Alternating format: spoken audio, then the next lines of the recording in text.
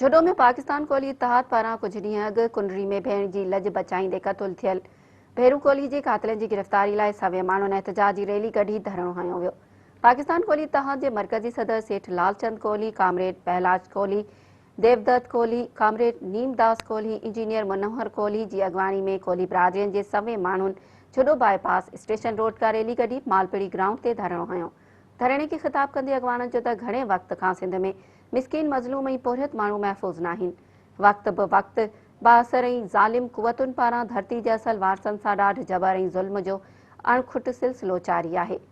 हुननि चयो त वॾेरनि ऐं बाअसरनि पुरअमन इंसाननि लाइ धरती टामो बणाई छॾी आहे, जंहिं सबबि सिंध जी असल धरती धणी दरावर कबीले जे पुरअमन बिरादरियुनि कोहली, भील, मेघवाड़, ओड, बागड़ी, जोगी अदम तहफ़ुज़ जो शिकार आहिनि।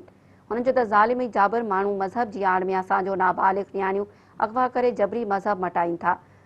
ॾाढायूं कुवतूं हर वक़्तु संदन चादर ऐं चौदीवारी जो तक़दुस पाएमाल कंदियूं रहंदियूं आहिनि। हुननि चयो त कुंडरी में ज़ालिम जवाबदारनि पारां भेरू कोहली खे पंहिंजी भेण जी लॼ बचाइण जे गुनाह में बेदर्दी सां क़तलु कयो वियो। आला ऐवाननि में वेठल बिरादरी जा नुमाइंदा मक़तूल भेरू कोहली जे वारसनि जो साथ ॾियण बजाए क़ातिल धुरियनि जो साथ ॾेई ठाह लाइ दॿाउ विझी रहिया आहिनि। हुननि इल्ज़ाम हणंदे चयो त वॾे वज़ीर जो ख़ासि मुआविन वीर जी कोहली इक़्तिदार जे ज़ोर ते मक़तूल जो खून लोढ़ण लाइ मुख़्तलिफ़ हुरबा इस्तेमालु करे रहियो आहे।